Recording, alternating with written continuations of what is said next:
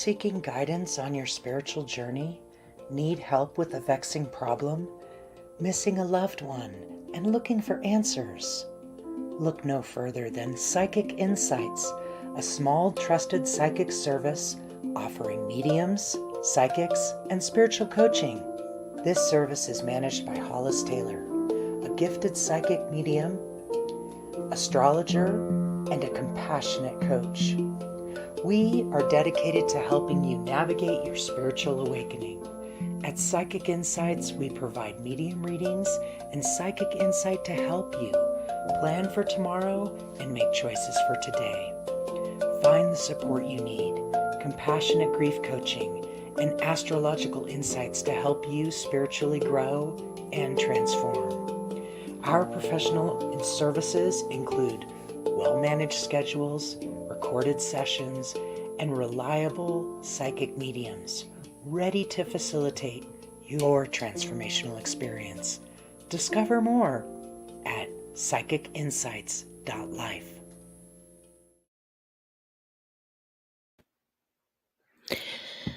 Welcome. Hello, everyone. Hello. This is Hollis. I'm glad you're here. Glad you're tuning in. Thanks for checking in with me. Hi, Monica. I'm glad you're here. It's good to have you, Monica Ann Jennings. I am going to today be doing just sort of like a question and answer or a learning circle. It's just meant to answer questions and address common questions. There's lots of questions that come up that, I've been managing the mediums group, for instance, for I think like 4 years now. And there are some questions that just come up over and over and over again. One of them is like, how soon after a person passes can I get a reading? And I think that depends on the reader. So, some readers might want you to wait, while other readers are okay doing it right away. And I know for me personally, I'm okay right away. Mostly probably because I used to be a death midwife. I used to carry people across that threshold in the moment of the ending of their life. So for me, I can even connect with them when they're not dead yet. Um, or when they're like in a coma or things like that. And I'm pretty sure Cheryl Cole can as well. So those are some examples of the way that's an example of a question that gets asked a lot, probably about twice a month. Which is hilarious to me because it just keeps coming up. Hi, Monica. Welcome. I'm glad you're here. And so I thought, so some other things. If you have any questions, please put them in the comments and I can do my best to answer them. And, I thought maybe I would also talk about death astrology and using tools in mediumship. How about that? Using tools in mediumship. So, you know, mediumship is act like just raw mediumship is just a sense. It is a clara audience, a clara sentient. So when you do mediumship, the medium is going on what they're feeling, sensing, or hearing, which of course could get jumbled up by their own opinion or their own experience, um, especially with just pure mediumship. Okay. If you're doing just plain pure mediumship, like a pure, no other tools involved, then that can sometimes create a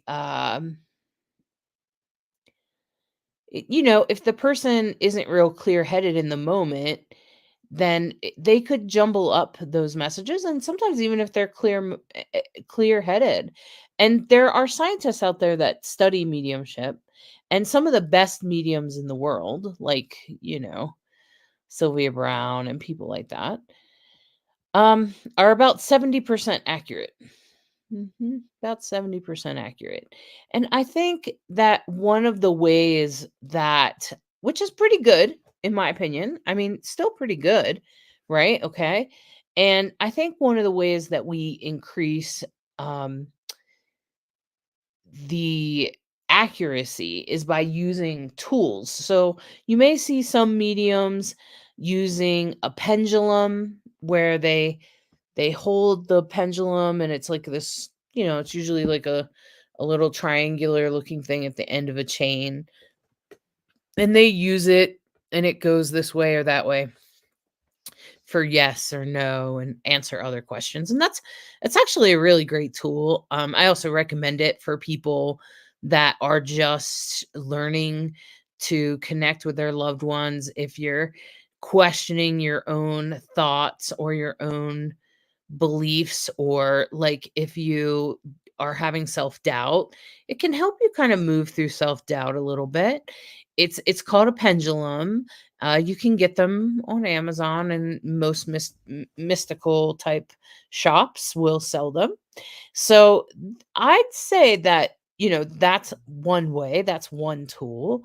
And then there are some other tools too, like tarot cards or oracle cards, which are usually cards that people shuffle and then pull, and that might help them bring through messages from your spirit guides. And those are the most common used tools, I think. And then, of course, there's Ouija boards. And the issue with Ouija boards, in my opinion, is that they normally have, because it's like a game and kids use it, and maybe you used one when you were a kid, is that they sometimes have emotional imprints. And so, if you don't know what an emotional imprint is, it's very simple. Have you ever have you ever walked into a room after someone had a major emotional experience and you didn't even know about that emotional experience at the moment? Maybe they were arguing with someone, or they were very upset about something. And when you walk into the room, they're no longer in there, they've moved on, but you feel something, right? You kind of feel a heaviness or a feeling in yourself. And that's and then later you find out maybe that they were arguing in the room or something like that, and that's an emotional imprint. And so what usually happens with Ouija boards is that there are kids messing around with it, and they're usually scared if they do get anything, and then they have an emotional imprint on said Ouija board. Okay. And then when you come along and you're a serious user and you use it, uh, you're picking up on the emotional imprint and the spirit, maybe. So this also happens in spaces and places. There can be emotional imprints. So emotional imprints are often confused for spirits. So if you have any questions, just put it in the comments, and I'll do my best to answer your questions. And so, um, a lot of time in my experience, people will come to me and say, there's a spirit in my room, or, something like that. And it usually, that's not, um, it's not really a spirit, so to say. It's more of a emotional imprint a lot of times.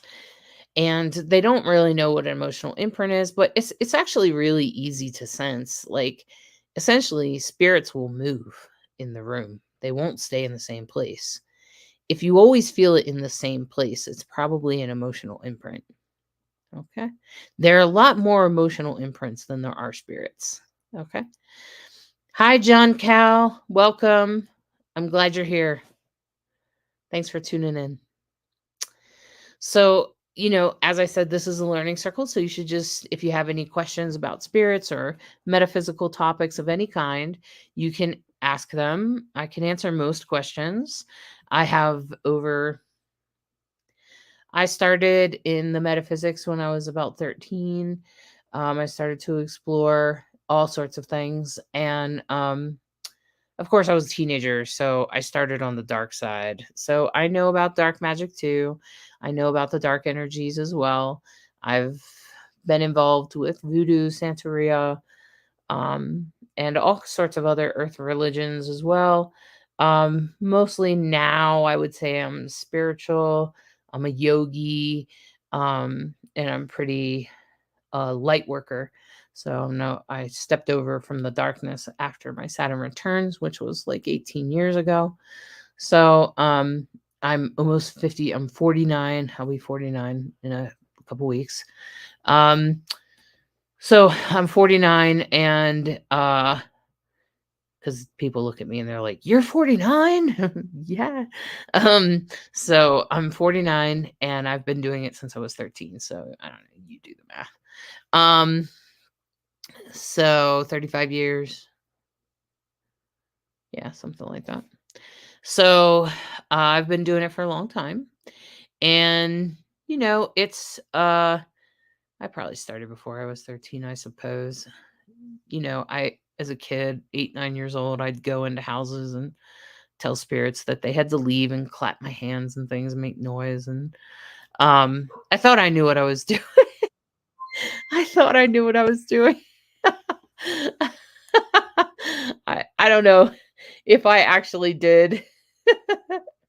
um oh yes, Maggie. So Maggie said that happened to me when I walked into the room. My mom harmed herself. Yeah, Maggie. So whatever your mom was going through just before she did that, she probably left an emotional imprint, and the action of harming herself would also leave the emotional imprint, right? Because that's an emotional behavior, right? And I don't know if you still have access to that space, but if you ever wanted to clear it, I can tell you how to do that. It's actually not that hard to remove emotional imprints. It's harder to get spirits to move on, but it's still not that hard to get spirits to move on. Sometimes they won't move on, spirits, for a variety of reasons. Um, or they could be more challenging. You have to return again and again, or keep doing something to get them to leave. But emotional imprints are actually the easiest, but they're often mistaken for spirits. All right, Monica. I always I am always so standoffish in readings, not wanting to give him information. I do believe my belief is very strong. I just feel I should listen and take what fits, and so see what will end up fitting later. You yourself one time asked if partner passed, then quickly said no, not yet. Then you would not say anything due to timing. Okay. My sister led me to you. I don't get him around like I did my sister. I don't get her much unless it's something very important. She told me was gone. Well, she told me who. Okay. Well, here's the thing, Monica, about when you're getting a reading. So, when you're getting a reading, I find that people have better results if they just relax and have a regular conversation with me. If they're standoffish, defensive, um, and things like that, you're blocking yourself. And so therefore it's hard to read the spirits around you. So then the medium has to get beyond your own blocking because you're a very powerful person.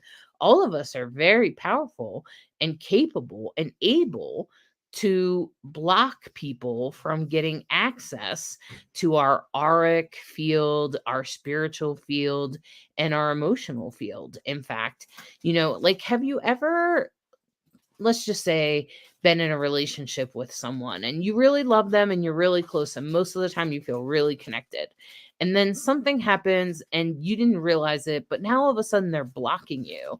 You feel blocked, you feel like you're being pushed away, and there's this sensation of, and maybe you don't know why, hopefully you inquire, but that person is now blocking you. Have you ever felt that experience?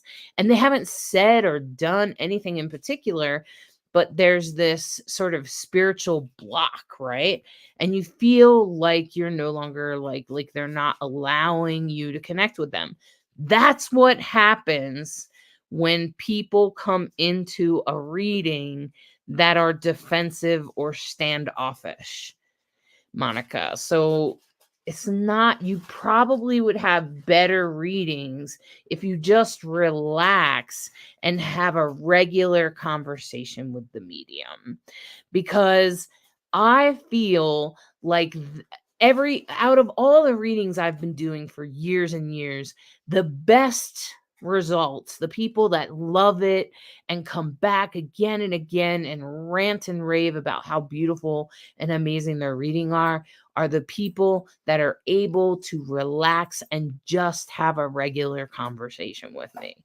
So, you know, and remember, mediums are only 70% accurate, assuming they're using no other tool. And they might be able to bring a tool in that might make it more like 75 or 80. When I use astrology, I feel like it gets up into like 90, 95% accurate. It's pretty damn powerful. Okay. But generally, the best mediums in the world are only 70% accurate. So first of all, remember that. Second of all, remember the reading isn't just about the reader. It's not just the reader. It's you. And if you aren't open, it will be hard for them to read you. They'll have to jump over your blocking them. So I always try to help people understand how powerful they are at blocking people. And we all naturally have this ability. I'm sure you've done it to people that have upset you. Maybe you haven't voiced your discomfort or whatever with someone and you kind of block them. And then they're like, hey, are you mad at me? I can kind of sense something, right? And that's you blocking them because you're upset with them. Okay. And so that's what happens when you come into a reading that you're feeling standoffish or skeptical or whatever it is. And I think that even if you give me information, it's not going to stop me from bringing other information in that had no relation to that information. You can't tell me everything about a person in an hour. You just can't. It's impossible. So I will still bring in things like some people, some mediums, and some people are worried about bringing in too much information. And I'm like, you can't tell me everything about a person in an hour. I'm just saying, you can't. It's impossible. Okay. So I would strongly suggest um that you just um allow yourself to relax, and just like you're having a conversation with a friend, just relax, because I find that that's actually more powerful. You'll have a better reading, Monica. You'll have a better reading. Just try it out. You don't even have to be with me. Try it out with somebody else, with some reader. Like try it out with Mama Cole and see what happens. See what happens. Can you please explain? Samantha says, let me put this up here. Can you please explain soul contracts? I was told my father and I have a soul contract, but I don't understand. Well, first of all, Samantha, it depends on who told you that. But most family members do have soul contracts. I have found that most family members, parents, siblings, even lots of times like grandparents and cousins and uncles that are involved in your life, step parents, um, you have a lot of soul contracts. So, soul contracts are based on the belief system that before we come into the world, we make agreements with people before we're born. Um, that when we come into this life, we usually have some soul purposes, some things we have to accomplish, okay? In order for our soul to evolve, okay? And so one of the ways that that is done is through soul contracts. Okay. And soul contracts are usually something that we're learning from someone, whether the relationship is comfortable or not. Even in abusive relationships, are usually soul contracts because you have something to learn. Sometimes you have to learn how to stand up for yourself. Sometimes you might have to learn how to live independently. Sometimes you might have to learn to do the right thing or whatever it is. And once you learn that, that's the soul contract. Then the soul contract is complete. So a soul contract is when you and another soul have made an agreement to usually, and it's usually multi-level. It's not just one little thing. I mean, I guess it could be. Sometimes there's casual people that will come in your life that you don't really have a whole lot of interaction with, but they come in and then bam, something happens and you learn one little thing from them and then they're gone out of your life. And so that could probably be a soul contract too. You probably have thousands of soul contracts, okay? But we usually have really intense soul contracts with our family members, okay? And there are also some more intense soul contracts. So there's like a generalized soul contract. And then there's like soulmates, which could be soulmates are a result of two souls that have been it was one soul many lifetimes ago, and that soul split. Okay, usually because there was a war and a human killed another human. And when that happens, the soul is split. Ask any vet. Like even if they're in a war and someone else did a um someone else told you to kill the person or told the person to kill somebody. And there were lots of wars, hundreds of years ago, thousands of years ago. There were probably more wars than we have today, right? Okay. And so the souls would split, okay? And when the souls split, then they're cut from the same cloth. Does that make sense? Because they're a soul that split. And then many lifetimes go by and maybe they'll be friends, maybe they'll be father and son or father and daughter, maybe they'll be siblings, and their roles will change around until their souls evolve enough, and then they'll probably become a couple, but not always. Sometimes they're siblings or like twin brothers or twin sisters, or I've even seen mom and son soulmates where um what happens is those soulmates live together and they hopefully help each other evolve. And finally, and that will happen many lifetimes, they'll be soulmates. And, one will die first, and then the next lifetime, someone else will die first. And they'll kind of take turns doing that. And then eventually, the two souls live together and they die together. And that's when the soul becomes one again. Okay. And that's a soulmate. And then there's twin flames, which are two people that come together. Again, it doesn't have to be lovers, could be siblings in many other situations. And twin flames are two people, usually opposites, and or not exactly alike. They wouldn't necessarily say that they're cut from the same cloth, but they would probably say that they get along strangely really well. And usually the astrology chart will help me, the synastry of the astrology charts will help me determine what kind of soul contract it is. Okay. Twin flames usually come together in a good way and they are helping each other somehow, making each other a better person somehow. Okay. And this helps us this somehow helps the world, makes the world a better place. Okay. And that's really important. Okay. So twin flames are also really important. And then there are soul contracts. Okay. And sometimes soul contracts aren't very pretty. And sometimes with twin flames, there's always free will at play. And so free will can break up soulmates, can break up twin flames, can break up soul contracts or make soul contracts unhealthy. We always have free will. We always have choices we can make. Um, and we always life is full of choices. There are constantly more and more choices to make. So not everything is completely destined. There are some things that will come into your life that are destined to happen, but there is always free will at play. Okay. And a lot of times, if you don't follow through with what you're destined to do, which by the way can be determined in your astrology chart, then you probably will have to come back and do it again until you do it. Okay. When you do a death report, how long is it? I assume, Maggie, you're talking about astrology. It's about an hour, although leave yourself 90 minutes because I'm rarely succinct to that hour. I leave myself an extra 30 minutes afterwards because I sometimes go over. But it's usually an hour because it takes me, I usually spend the first 15 minutes talking about the personality of your loved one that's passed away.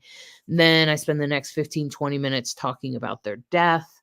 And then I'll spend another 15-20 minutes talking about the synastry of you two together. And sometimes I'll spend about 5 or 10 minutes just looking at your astrology chart so I can help you understand what you're still here to do. Why are you still alive? And what are you meant to do with this? And how is this death meant to help you grow? And where are you headed? Questions like that.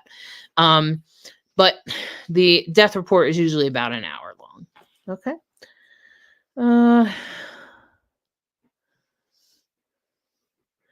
He was on point because he passed a few months later. I agree with you. Okay. Thanks, Monica. Great. When this person, do the person or people wait to be born again so they are together? Sometimes they do. It depends on the free will. So what soul, it really depends. It really, really depends because it depends on a whole bunch of things like free will, like how much of your destiny have you fulfilled, who needs to be older. So sometimes let's say it's father and child, and then the next time the child gets to be the father, um so then the father has to wait until the child dies, and then the child is reborn right away. So there's no rules about how quickly or how fast we're reborn. Okay. Thanks, Lynette. Most of my explanations for things often make a lot of sense. Um, Mostly. Thanks, Lynette. I'm glad you noticed that. Hi, Davy Jones. Davy, I will be doing some tarot readings in a little, or not tarot, oracle rose readings in just a little bit. You need it, Maggie. Well, I look forward to looking at the death charts. There's nothing that gets me as excited as when I see an astrology death chart appointment on my schedule. I'm like, woohoo!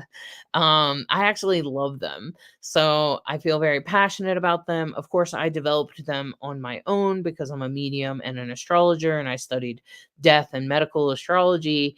And so bringing the two together have been sort of my creation, and I really get excited about doing them. I find that they're incredibly accurate. I've watched people change in that hour. I've watched people, and people have come back to me weeks later, months. I've had people come back to me a year later and tell me how it's changed their life, how it completely changed everything, their perspective and everything. So I think that's why I get excited about it, because they're pretty successful as far as helping people shift their grief.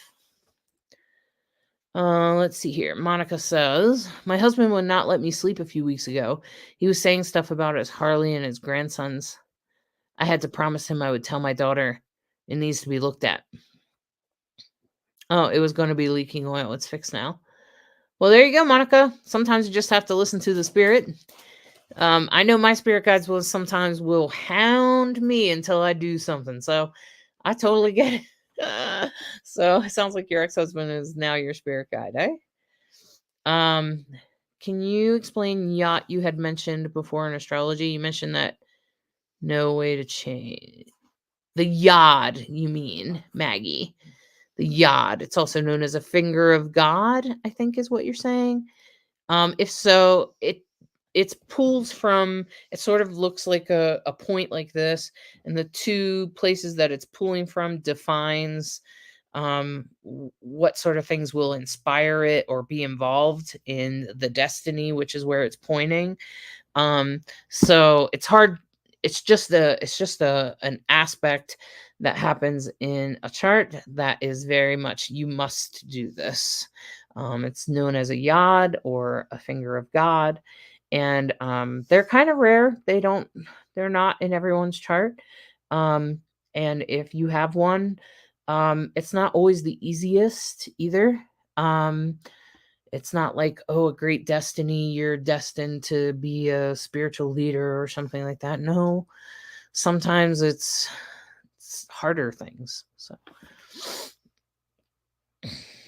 I'm glad I could answer your question, Monica. Do spirit guides intervene humans to help with destiny? Yes, they do. Aaron, that's kind of the whole idea. That's the whole point of spirit guides.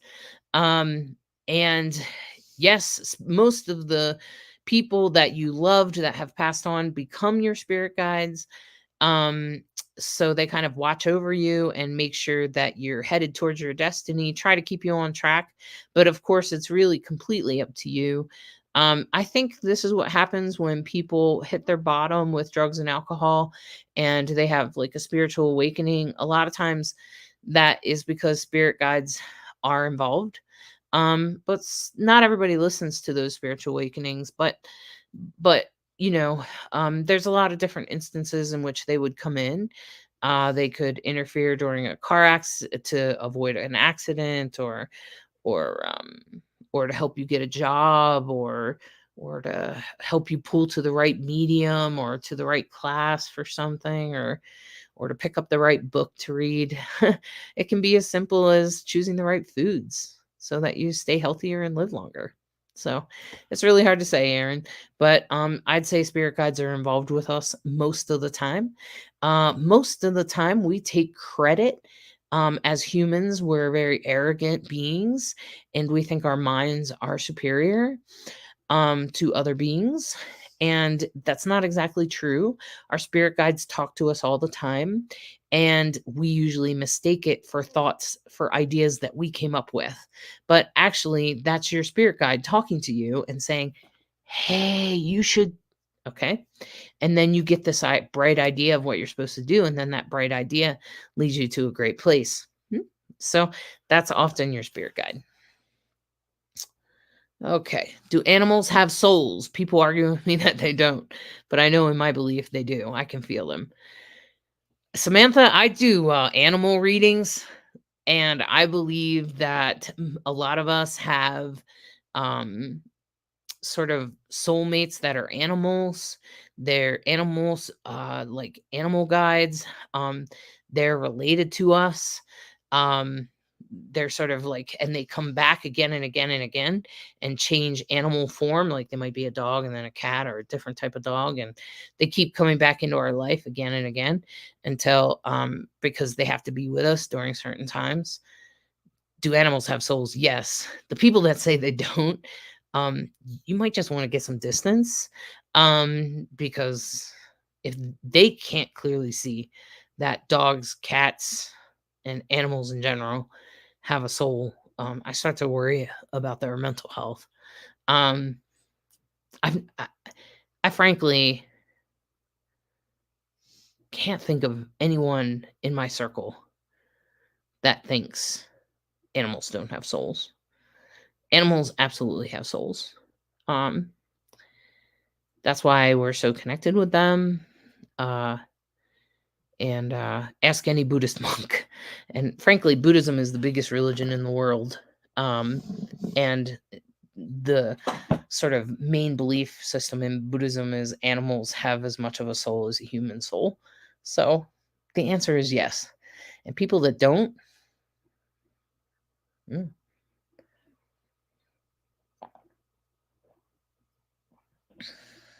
right? All right, Aaron, is karma real? Well, Aaron, I would suspect that that might be based on what you believe, right? Like, I mean, some people believe in heaven and hell, right? And I certainly don't, but some people certainly do. Um, some people believe in some people believe in the crucifix of Jesus Christ, that that that that somehow Jesus died for their sins or whatever. Some people believe in the concept of sin. Some people so it's really about what you believe in. I absolutely believe in karma. Um I don't know that I think karma has a lot to do with intention. So if you unintentionally do something wrong, I don't think that that's bad karma. But I do believe in karmic debts, which is where when somebody abuses you and they know they're manipulating you or whatever, they sort of build up a karmic debt to you. And then when they pass on the other side, they sort of owe you. Um, and that's a complicated topic to get into, but I think yes, I believe in karma. Absolutely. Um, I believe that it's really important. I think that karma is obvious to me. Um,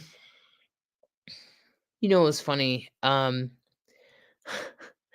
was touring England recently. I went to England and went to the sacred sites. And we're sort of reviewing the history of England. And I was listening to it and it said that there was this big fire in London. And I was like, "Oh, okay." And I thought in my mind, like, I just had this intuitive sort of feeling that that it was bad karma on England because at the time, back in that history, England was doing some not really great things, right? Like, I don't know if it was taking advantage of the United States at the time, but I know that England doesn't exactly have the cleanest history, right? Like they they have gone around and taken away indigenous spirituality away from people, telling them that Christianity is somehow better, right? Okay. And I think that that's bad karma because they're manipulating people in order to control them, right? And to get more control so that they could get more money. And I think that that behavior is bad karma, and then for most of the city to burn down. Now here's the funny thing is, like, a little bit later in some other completely unrelated thing, there was another spiritual guru or something like that that said exactly what I was feeling, and I was like, "Oh, okay." So, and I felt very validated in my suspicion. So I do think that people, governments, countries, groups of people can earn karmic good and bad karma. And I do think that it changes the way you experience life. Yes, I do. Um, so now Lynette says, I know mediums can or have connected with people with dementia. Yep, I do it all the time. Is it possible to connect with someone who doesn't have dementia but are in a very bad place mentally? Sometimes, Lynette. Like, I'm not really sure exactly. If they're unconscious, yes. So, okay. So there's different levels. So, like, the reason that I can connect with people with dementia is because they're half on the other side and half here, right? So in this dimension. So therefore, I kind of meet them in the other dimension and bring them back to this dimension, and they're okay for that 10 minutes that I'm connecting with them, right? Okay. Um I can also go to the other side to people that are in like comas or unconscious for some reason, and like even drug induced comas. You can connect with those people, and that's usually referred to as soul retrieval. And then there are people that are in a super dark place that are blocking off other people because they're super depressed or angry or whatever. And those might be a little bit harder to connect with. But you can ask your spirit guides or pray for them.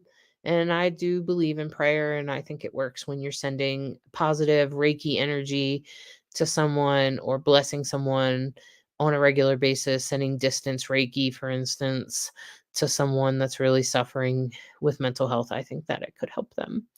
Can you connect with them sort of like the way I talked about with like someone in a coma? Not really. Okay. If you know their astrology chart though, because I was thinking, why would you want to connect with them if they were in a dark place? Maybe to find out what's going on in their mind. If you know their astrology chart, you could look at their astrology chart and have a good idea of what was going on inside their mind, by the way. How to know. Okay, so Aaron says, how to know which thought is from spirit guides and which are our own. There are conflicting thoughts that point in different directions. Well, Aaron, basically, I go like this. If you spent a lot of time thinking about it, it's probably your thought. Okay. So, like, if you're thinking about, what am I going to do about this? La, la, la, la, la. And then let's say you let it go, right? Let's say you're worried about something, you don't know what to do, and you let it go and you're not thinking about it anymore. And now you're in the middle of making dinner. Okay. And you're just, putting your chicken in the air fryer, doing whatever you're doing. And it pops into your brain. That's your spirit guide. That's your spirit guide. So if you're spending a lot of time thinking about it, it's probably you.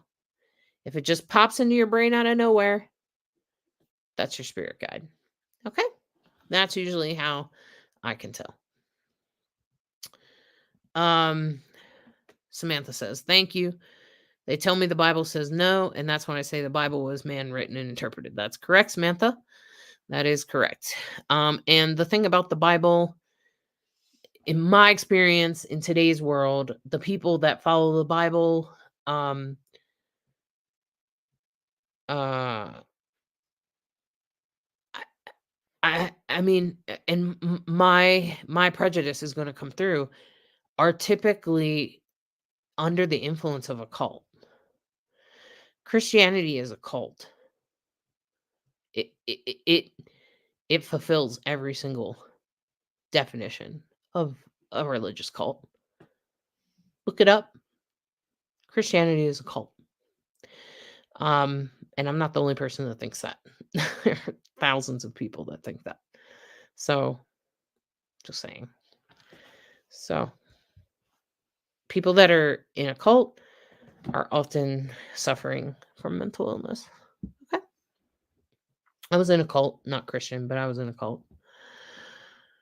I've heard some people say anyone has the ability to be a medium if they work at it and practice. That's true, Samantha. And others say some people have the ability. Okay, so I think that it's kind of both is true, Samantha. So I think that everybody, in fact, I think it's obvious that everyone can connect with their own spirit guides, right? And your spirit guides are the people that passed before you, your ancestors. And so if your grandma dies, she then becomes your spirit guide. Okay. So I think as human beings, we have to be able to communicate with our spirit guides. Otherwise, why would we bother to have one? Right. Okay. So having those spirit guides available to us, I think is obvious. Okay. And then if now some people have, so everybody can talk to their own spirit guides, period. End of end of discussion. Now, some people are very called to do readings for others. And these are people that are usually called because they want to help others, because they're a counselor, because they're a good listener, they're compassionate, they're kind, because they feel connected to the other side, they feel like they have a special message. These are all the reasons that people end up being professional mediums, like doing reading work for other people. But almost every professional medium I know, wait, every professional medium I know, including myself, requires some sort of skilled training. Um, so yeah, if you work at it, you can become one. And I think that doing readings for others is not really an ability. In fact, I'd say that it's a talent or a kind of a gift, but it's not about having a stronger connection to the other side. That it's actually about being empathetic, compassionate, kind, and being able to listen to the person, unless, of course, you're a narcissistic medium, which I'm pretty sure that's not your goal. So there are some mediums that are completely narcissistic, damaging, abusive, crazy people. So try not to get tangled up with them. But most mediums are not. Most mediums are kind, compassionate. We want to help people. And I'm a counselor. Even if I'm not using mediumship, I'm still a counselor. And that's why you'll see a lot of mediums also offer coaching, because they're counselors. They're people that can listen to you, or they're people that teach, or that are kind, or compassionate. And a lot of mediums grow into being a coach because they recognize that mediumship is not just about bringing messages from the other side, it's also about holding space for the person that's grieving.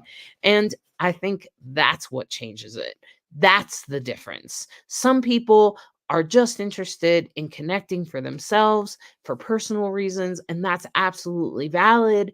And I even have a package. If you look at the comment for this live, I have a link to my packages, and I have a package just for people that want to learn how to connect for personal reasons. Now, if you want to be a professional medium, I can do that too. It doesn't matter. It still all begins in the same place. It just kind of splits off at some point where professionals need to be better about dealing with others, listening to others, validating them, and learning how to handle grief.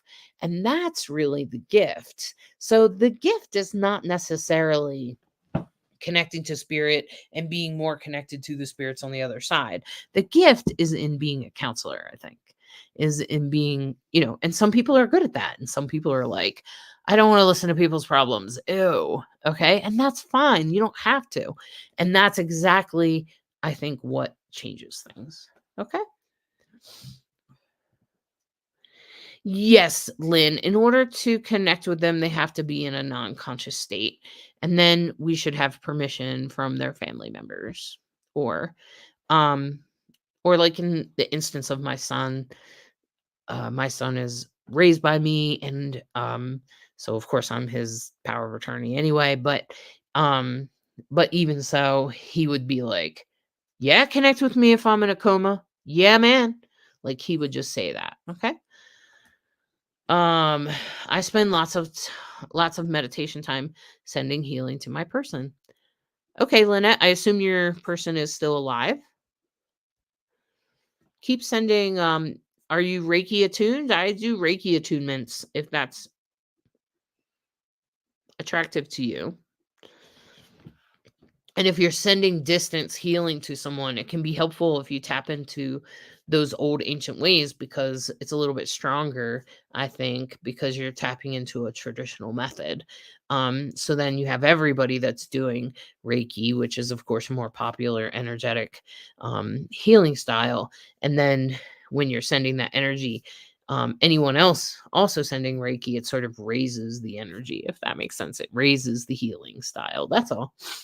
So distance Reiki, yeah, I do coaching on that, and I can certify you online. Am I able to see mental illness via an astrology chart? Yes, Patricia. Yep. It's there because usually an astrology chart, usually a mental health challenge um is some sort of mm, like sole purpose. A lot of times I can also see trauma. Severe childhood trauma will often show up in a person's chart, and I'll be able to see how they're supposed to get over it, get through it, or overcome it. And then, like how that's supposed to come through for them. Like, are they supposed to be a healer? We call it the wounded healer or Chiron, which is a special marking. Chiron usually marks severe childhood trauma, but there's also some other things that could present as severe childhood trauma. Like if your Venus is afflicted, you might have had a feminine attack, like being um, assaulted as a woman or a girl. Um, and it's all in there. And a lot of times those kinds of things cause mental illness, right? Or if your father is absent, that might show. And then, of course, we would conclude that that would sort of make you struggle with daddy issues, right? Um, but the good news is that the astrology chart will also tell you how to heal it. So, welcome back, Cheryl. Welcome back. I'm glad it makes sense, Samantha. I'm glad that made sense to you. Lynette says it's my son. I'm sorry, Lynette, about your son. I know that it's very hard to watch someone it's very hard to watch someone suffer. And if I was you, I would definitely learn how to send distance Reiki. Yep. You're in a small Reiki group. Great. Great, great, great. So hopefully everyone can like take turns sending healing to people. Um, is that why my moon is afflicted? Cheryl. So yes, Cheryl. So moon is represents your emotions in astrology, and it also represents mother. And so if your moon is afflicted, it kind of says your mom's probably going to cause some mental illness and you may struggle with your emotions. And that's all I'm going to say about that. Because when your moon is afflicted, my moon's afflicted too, and my mom was abused. My mom's a narcissist. Um, and astrology is so accurate that it bends my brain half the time. I'm like, God, this shit's so accurate, especially once you really master it. And I'm really good with natal. That's where I began with natal charts, which is your birth chart. And then synastry is also my favorite thing. Afflicted candy means it's not well aspected or it's in a sign of its fall, which I'm talking astrology to you now. But like for instance, um my Uranus is in Scorpio. Okay. And when it's in Scorpio, it's at its highest vibration, even though Uranus is ruled, it's strong in Aquarius, but it's in its highest vibration in Scorpio, which would explain why I have high integrity in relation to psychics and the mysteries of life. Okay. Now afflicted would mean so for instance, Venus, my Venus is in a square. It's an aspect. I have a astrology 101 class on my website at Divine Androgen. If you go to the digital store, it comes with like 5 hour-long video classes cheat sheets to help you understand, and 2 coaching sessions where you can come see me and I will answer your questions. But afflicted means that it's in a aspect that causes trouble, or it's in a zodiac sign where it's in its detriment. Okay. And or in its fall. In its fall is more so. Okay. Um so like Venus in Virgo is actually in its fall. Okay. Um uh and so that would mean that you might have a hard time with relationships. But I noticed that Venus in Scorpio people, um there's something about that placement that those people sometimes can be very sexually manipulative, especially if Venus is retrograde at the time of your birth. So my Venus is retrograde at the time of my birth, but my Venus is in Leo. So it's afflicted because it's in because it's retrograde, and it's also negatively aspected, and so that created a experience for me as a young person with low self-esteem. I was a cutter, I had suicidal tendencies. I was born into an incestuous home and was assaulted numerous times by neighbors and my brother's friends and stuff like that. um and all of that is true, all of those things. And so then that creates a self-esteem issue, and but I was actually able to overcome it as I got to be about 30 years old. So while astrology will point out these things, it will also point out how to move through it, how to change it. And things are always changing in your natal chart. So while my Venus was retrograde in Leo, um, in my youth, and I chose to do things that were acting out what happened to me as a teenager, um, that very much match Venus in Leo. Um, but I would say that at the same time, um, we have this thing called a progressed chart, and as you age, the planets progress into a different sign, and my Venus went direct, and so now after the age of 30 I don't suffer with an afflicted Venus anymore. Okay. But yeah. Okay, so there's a lot of different aspects, and that's why you need an astrologer or you can take the astrology 101 class at my website. Okay. Susie said, my husband passed 6 weeks ago. My grief, I think, is what you meant to say. My grief is raw and unsurmountable.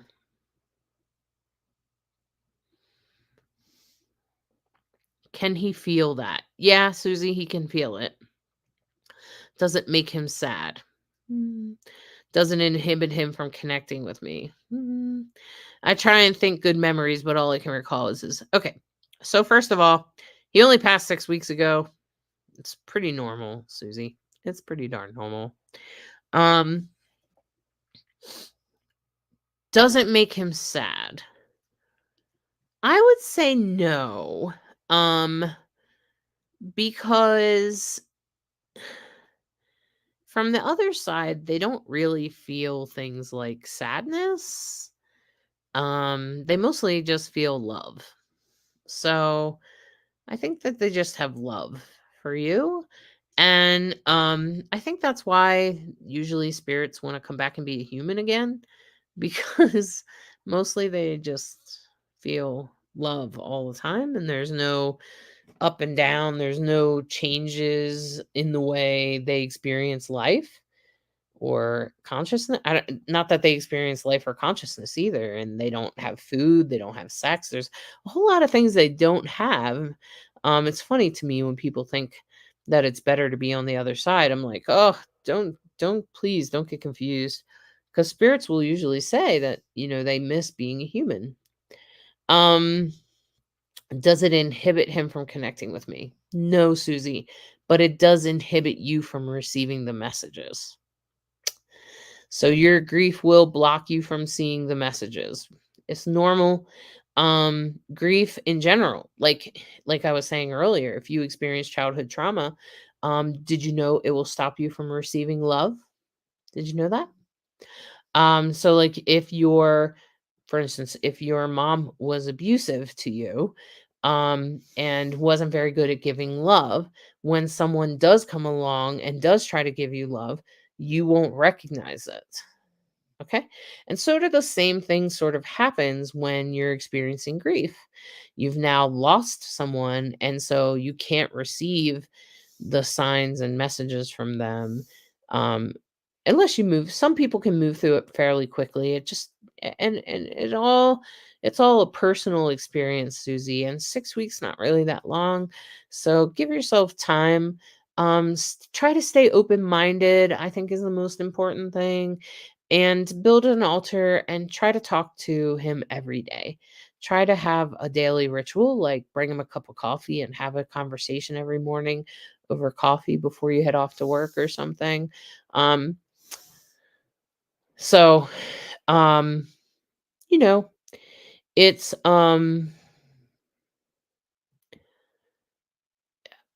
grief is hard. So it's not that it can't inhibit him from connecting with you, and he'll continue to try until and he'll continue to try until you get over the grief enough to hear him. Okay. Um you're welcome, Candy. Oh, Patricia. Thank you. Yeah, it's okay. What I went through, I believe, was clearly in my soul contract, so I believe I signed up for this. Um and while what they did was definitely wrong and inappropriate, I'm also a survivor, but I'm a healer because of it. And so because of my experiences, it has made me more empathic, more psychic, more intuitive, and I'm grateful for who I am today. So, but you know, uh, sometimes when I talk to other survivors, they're like, "How can you be grateful for what happened to you?" And I'm like, "Well, I'm grateful to be who I am today because that shit no longer holds me down." And sometimes when really bad things happen to you, the people that have really rough time tends to overshoot um the healing. They heal stronger than others. So to say that, like for instance, Germany, okay, the country of Germany, they suffered greatly because they had this crazy guy known as Hitler who did lots of crazy shit, right? Okay. And Hitler really damaged their country and created a lot of trauma, right? Okay. And because of that, now if you go to Germany, the healing that they have done is far surpass, and maybe the United States will get there sometime. But when you've been through a lot of really bad crap, you tend to sort of over heal. You tend to heal bigger than somebody that hadn't been through that hard time. It's sort of like, I guess, like mental health scar tissue, maybe. Um, yeah. So Patricia, hang in there and be open to maybe different thoughts about being a survivor.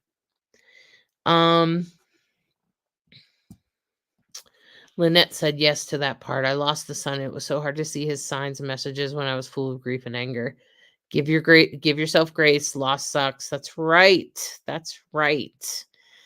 Um, and Susie says I do rituals with him every day. Thank you for answering my questions. You're welcome, Susie. I hope it helps. Um, the rituals will help you heal faster. Okay. Thank you, Lynn. See? That's what makes us um that's what makes us have a life. Um Thanks, Mama Cole. So anyway, it was grand to do this with you all today. As I've mentioned, you can book with me. I have like coaching packages. I do a lot of metaphysical coaching. I can help you develop your intuition so that you can connect to the other side on your own, and all kinds of things like that. I can even help you learn how to do psychic readings or mediumship readings, or teach you astrology, right? I told you I have a class there. So I'm gonna pull from my new. I recently visited England, and I went to all of the, well, not all, but I went to a bunch of sacred sites. I went to Glastonbury and Avebury. I went to Stonehenge too, but I'm not sure it's all that sacred these days. Just the tourism really changes the energy of it. Um, but Avebury was really, really. Have I come across a student that couldn't connect, Samantha? I've come across students that have given up, but no. As long as you stay committed, we'll get it. We'll find a way.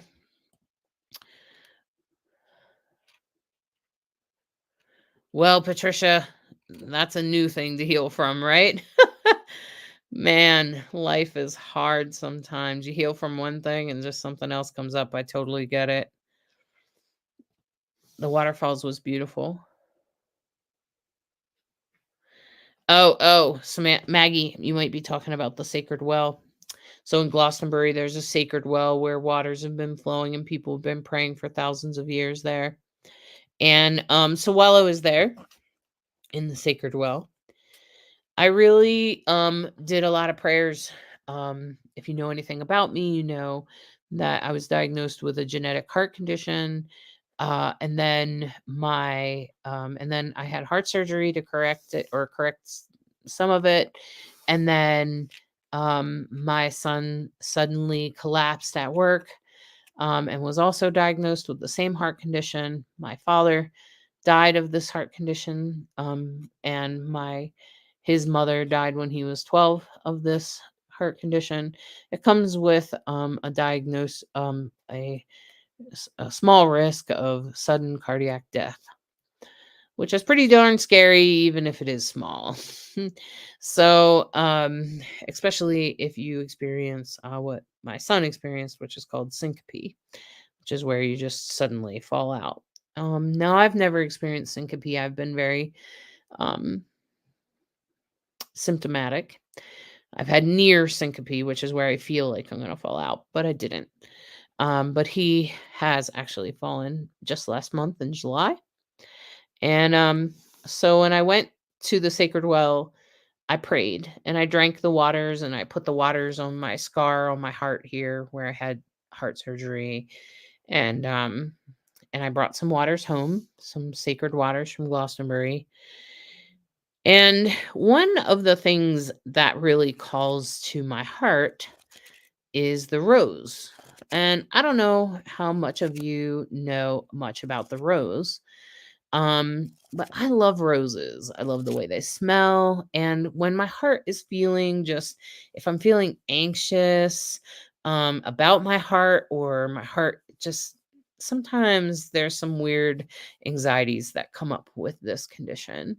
Um, and so I use heart essential, like heart essence, sorry, rose essences for my heart, because the flower, the rose, is actually representative of the heart, right? Makes sense, because usually, like, if you're in love, you're going to give red roses or something, and pink roses mean like passionate, red roses or deep, um undying love, like unconditional love. White roses are purity, yellow roses are friendship, love, right? So roses kind of sort of represent love, and of course love is connected to the heart, right? So there was lots of beautiful roses at the Sacred Well Garden, and I appreciate roses. Someday I'm going to have my own rose garden. Currently I live up in the Rocky Mountains of Colorado, so it's not going to happen up here. Maybe someday I'll have a house somewhere where I can grow roses. Roses and orchids is what I hope to grow. So while I was there at the well, I felt really called to get myself a new oracle deck. So I want to pull one. I'm going to pull cards, just one card for people that have interacted with me today. Um, so I'm going to start with you, Maggie. And I'm just going to pull a card for you, just one card. And I'm just going to pull a card and see what it says. And I'm going to just give you my interpretation. Now, I haven't read the book about this. I just bought this deck. Let's see if we can you see the image on there? It's an oracle deck. Okay. So, I'm just learning to use it. So, okay.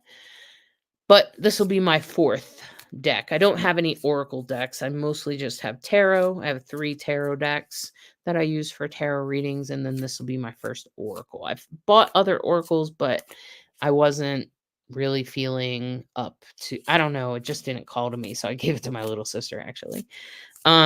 So I gave her the oracle deck because it didn't, I thought it would appeal to me, but it didn't because it was about trees and I love trees. But maybe this is the deck. So I'm going to experiment with it for a while to see if it belongs to me. So Maggie, you're first. Interesting. So Maggie, this is called the Rose Thread. And it's the inner call, soul led, the mystic, courage. So I don't know if you're feeling a current spiritual calling, but maybe this is to validate that, especially to the mystic, the mystical side of things, not so much like religious, but more of the mystical side of things, especially to an inner calling, maybe for self healing or for self growth. So, this is the card that I got for you, Maggie, the Rose Thread, inner call, soul led, the mystic, courage. Maybe have courage in your exploration of mystical topics.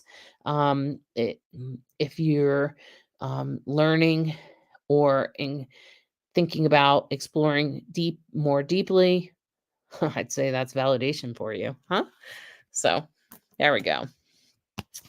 All right, Monica, you're next. So Monica, I'm going to pull one card for you now.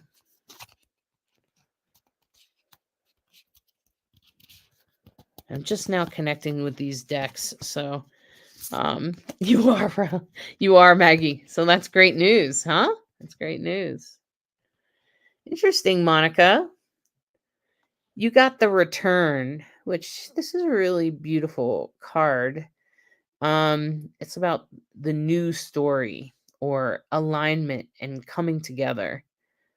So if you ever wondered who you're aligned with or how you're aligned, I think this is a confirmation for you. It's also kind of makes me think about the new moon, um, about new beginnings, about new ways of doing things, and recognizing who you're aligned with, which um, that might help you feel more confident in your readings. Instead of being standoffish in readings, it might help you feel more confident and relaxed if you believe in your alignment and your own intuition to go towards certain people or readers. Um, just follow your intuition. So I feel like that's what this card is about for you. Okay. All right. Next person I'm going to pull for is Samantha Hartman. Okay, great, Monica. I'm glad that you love that. It's just a little oracle deck. It's such a teeny little deck, but it's beautiful. I love some of the images on them. Okay, Samantha, hopefully you're still here, and I'm going to pull a card for you.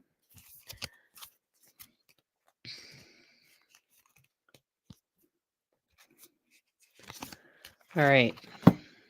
Great. I'm glad you're still here, Samantha. Wow. Wow, Samantha. And I'm trying to now think about the questions you were asking. I just shuffled the deck. You all just watched me do that. And I chose from the middle of the deck, and I got the same card, the new story, alignment coming together. And I'm thinking about that for you, Samantha. And I was trying to think about some of the questions you asked me, but right now I'm drawing a blank. But it feels like to me that there's a new way that you're trying to figure out. So pay attention to who you're aligned with and who you're drawn to, because that draw, that coming together with new people, or, it could be mediums or other spiritual people that are meant to teach you something, or, there could be people sort of waiting for you to arrive. So I shuffled the deck and I pulled from the middle of the deck. So I don't even know how I did that. But you got the return card too. Okay. And it really is, it's an image of a beautiful rose, but it also, the woman in it looks like she's staring up at the moon. So that's what makes me think about the new moon. Okay. I see, Samantha. Well, listen to who you're called to. Some mental health issues right now. This is maybe telling you you need to connect, because it is about coming together. Maybe you need to connect with certain people. Even like me, I offer like grief coaching, and I even offer general coaching for mental health. I do have a formal education in mental health. I just don't use my license for mental health coaching or counseling, because I want to be able to use oracle cards and astrology and stuff like that. If you're a licensed counselor, you can't do that. So, all right. So let's see who else here. Patricia Ryder. I'll do a pull a card for you, Patricia. I assume you're still here, hopefully. Um so Patricia, hopefully you're here. I'm going to shuffle the cards a little bit. And they're kind of like hard and stiff, but I'm going to try to shuffle the way I shuffle my cards. There we go.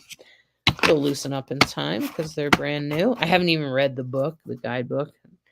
It's not that unusual to me. I use a deck now. I never even looked at the guidebook. All right. So, Patricia, hopefully you're still here. All right. Patricia Ryder.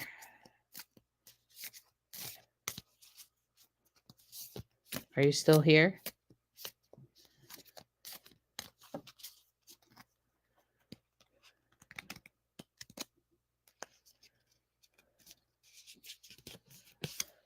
Patricia Ryder.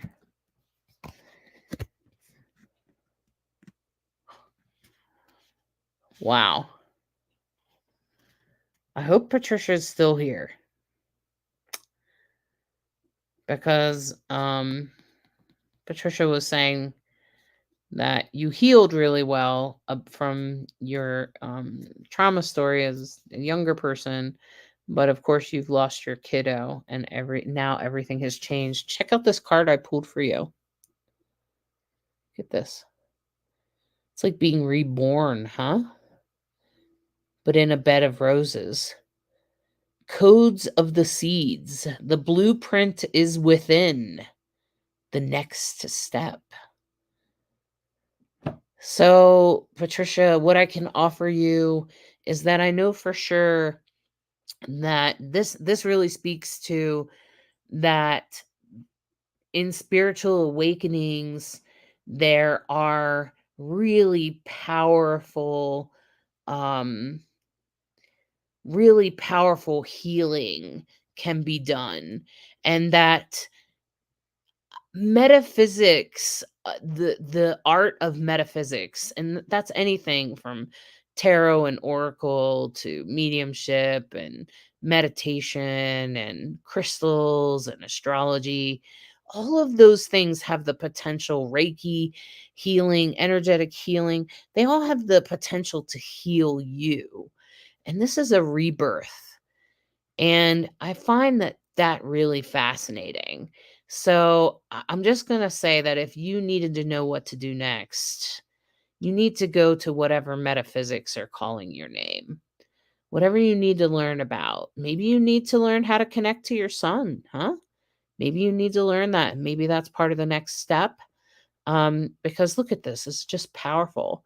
The rebirth part, especially since it's your son and everything else. Wow, what a really beautiful, special card, right? Came from a sacred place. These cards came from a sacred place. Um, they were sitting in their little shop. So, all right. So I'm gonna do another shuffle here. Hope that's helpful for you, Patricia. How about you, Lisette? Lisette, you've been here with me for a while. So let's do a little, let's pull a little card for you. Is anyone else tuned in right now and you want me to pull a card? Speak up. Okay, Lisette, I'm gonna pull for you now. Lisette.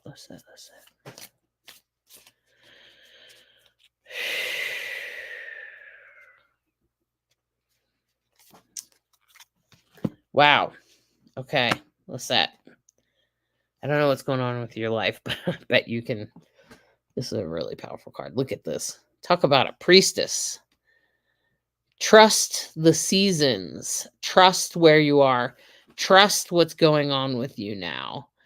And this is change, transition, growth, and cycles. So I'm not sure what kind of thing you're going through right now, but I think you need to trust that it's leading you somewhere else and that it's leading you to change and transition and growth, which I think is really powerful and beautiful. And if you see this picture, this is a very much a goddess, a very special woman coming into her power and growing. And you can see she has roses of love above her head, deep, undying love. And I don't think it's necessarily for someone else. I think it's actually for herself and maybe for the divine, maybe for her connection. Wow. Okay, Lisette, you have some work changes going on. Hey, embrace this time of change and just kind of go with the change and trust that it's leading you somewhere. Trust that it's taking you somewhere. Okay. So that's really what this card is about. Really, really beautiful. I would agree, Monica. Trust is something most of us have a hard time, especially in a time of change. Like it's hard to trust what's going on. So, Lisette, so that's your card. All right. So it looks like Lynn also asked for a reading, a little one card pool. So I'm just gonna pull one of these oracle cards for you, Lynn Piccolo.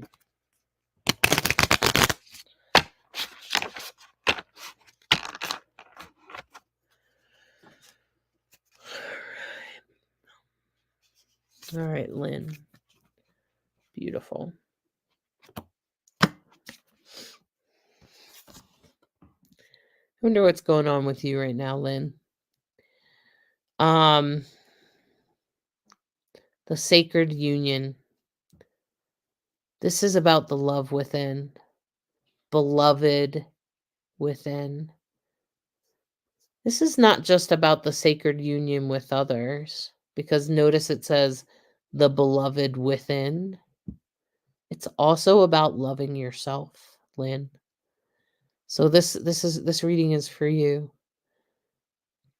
I think that whatever other kind of relationships you might have going on in your life might greatly improve with some self-love.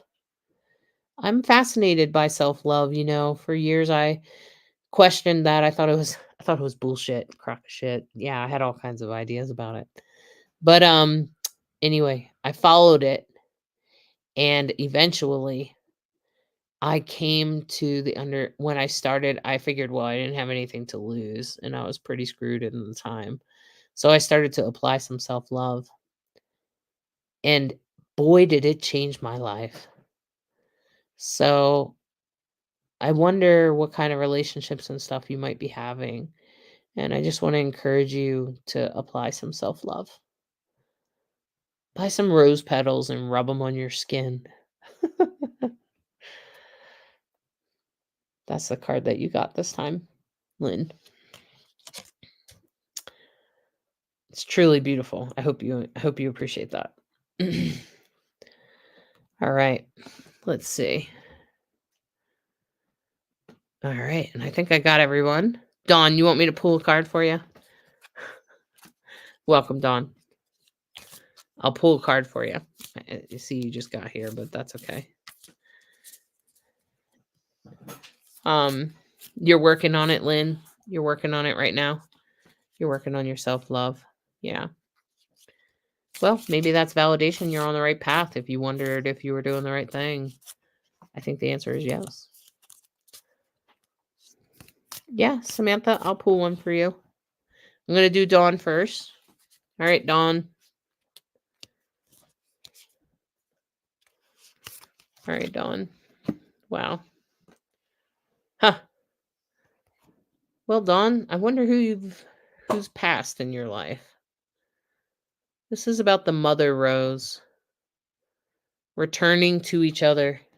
It's also about compassion. Because mother usually has to have a lot of compassion.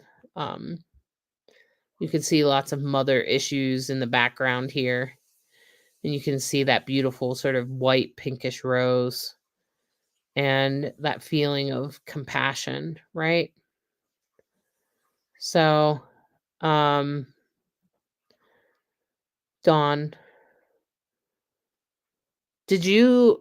are you a mother, Dawn? You're probably a mother, huh? There's a picture of a cute little kid in your profile picture, so I'm just guessing that you're a mother or a grandmother. Either way, mother, grandmother. Oh, you need to have compassion for your mother right now. Well, yeah. So, well, maybe that's what this is about. I'm glad you know what it's about. Glad you knew. You knew right away what it was about. So I'm glad you did that. All right, one last pull for Samantha. Yeah, exactly, Samantha. Well, it's brand new Oracle deck I just got from the Sacred Well in Glastonbury, England, from my sacred vacation. All right, Samantha. I just got back from vacation. It was beautiful. I really appreciated it. It's also good to be back. For Samantha. Huh. Interesting, Samantha. I'm trying to think about what you asked about. But the sun, joy, fun, life force, success, play. This makes me think like maybe you need to have some more fun, Samantha. Do you need to do some fun things? Are you missing fun in your life? Play? Having joy? Having a joyful experience? I know it's been really hard for me to sometimes find those ever since COVID. It makes sense, Samantha. Okay. Yeah. Isn't that interesting? Joy, fun, life force. So I'm glad you know what this means, Samantha. I think the universe wants you to try to have a good time. Do your best. Oh, you were asking your dad that passed how I should be getting through. Well, guess what? I think he answered your question. Have some fun. Try to go out and play. Sometimes kids are helpful to help you have fun. Do you ever notice that? Like as adults, man, we get all serious and caught up in our work lives and everything else, and it's harder to have fun. But sometimes if you hang out with kids that you actually like, not brats, like kids that you actually like, um, I find that it's a little bit easier to have fun. I know that my granddaughter, she's a real sweetheart to be around right now, mostly. And it's fun to watch her delight. We went to this animal um like wildlife park or something. It was after my son had collapsed and I was just trying to get the kids out all day, and it was fun to watch her and my grandson delight in seeing giraffes and feeding giraffes and stuff. And if I had gone on my own, I mean, I would have gone on my own, right? But taking the kids sort of can help it be more fun. Hey? So, just saying. And sometimes I like to do kid stuff. And it gives me a good excuse to do it if I take a kid along with me. Yeah, Melissa, I'll pull one for you real quick. Yeah, Samantha. So my Colorado, huh? Colorado person. All right, Melissa. Melissa Rosencrantz. Okay. Huh. Interesting. Melissa, I'm not sure exactly what you're asking, but I pulled a card for you. Brothers of the Rose, the sacred masculine, protection and support. Brothers of the Rose. I'm wondering, do you have a brother that's alive or on the other side? Is there a sacred masculine person you need to be connecting with that can help you through whatever you're going through now? There's got to be some sort of sacred masculine person that spirit is trying to remind you of right now, Melissa. Um, oh, you're going to travel and you're going to see your brother. Well, look at that.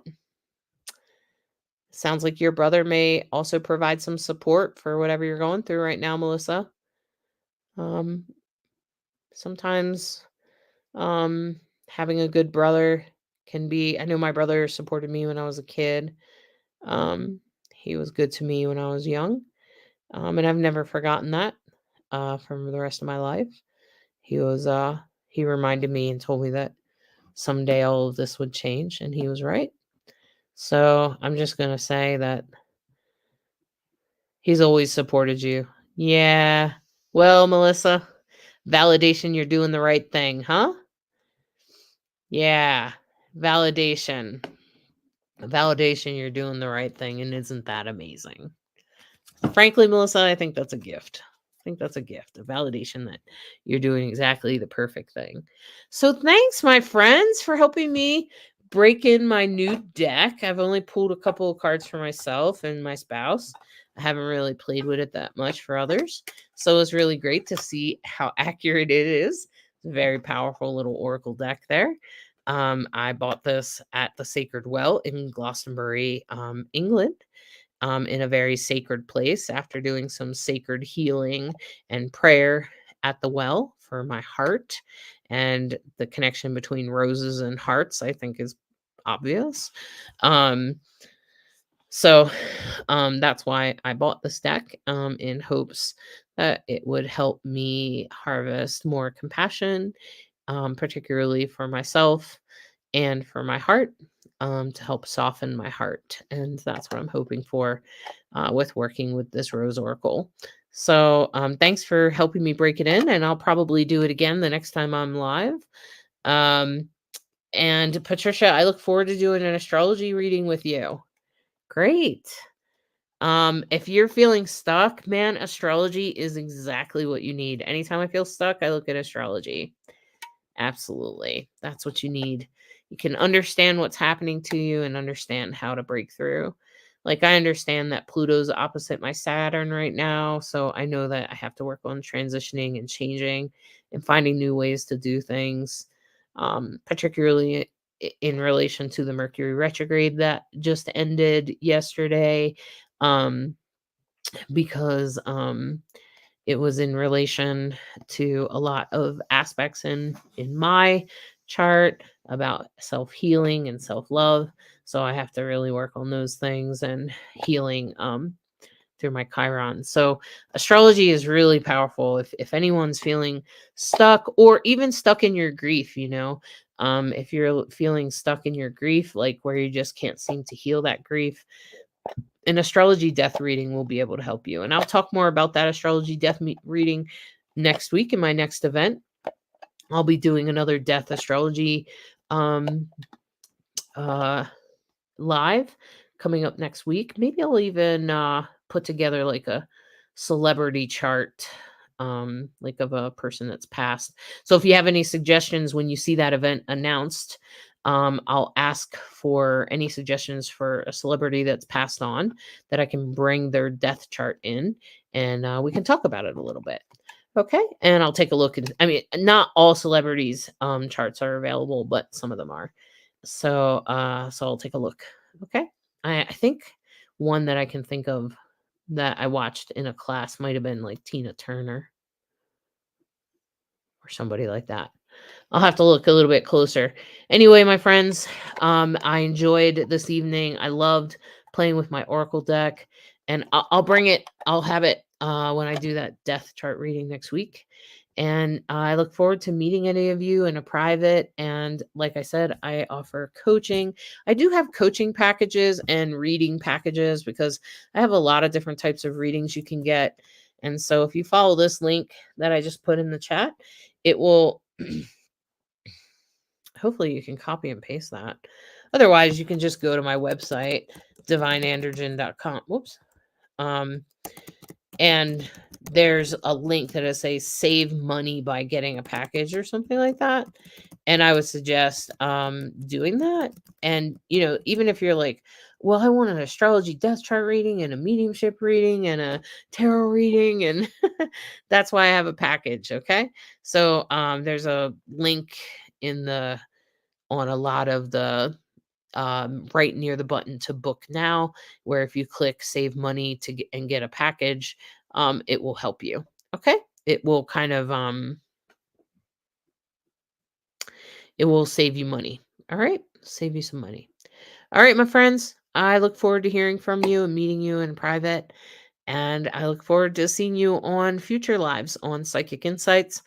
I think the next one is tomorrow with Mama Cole. See you then. Bye bye. Have a good night, everyone. Are you seeking guidance on your spiritual journey?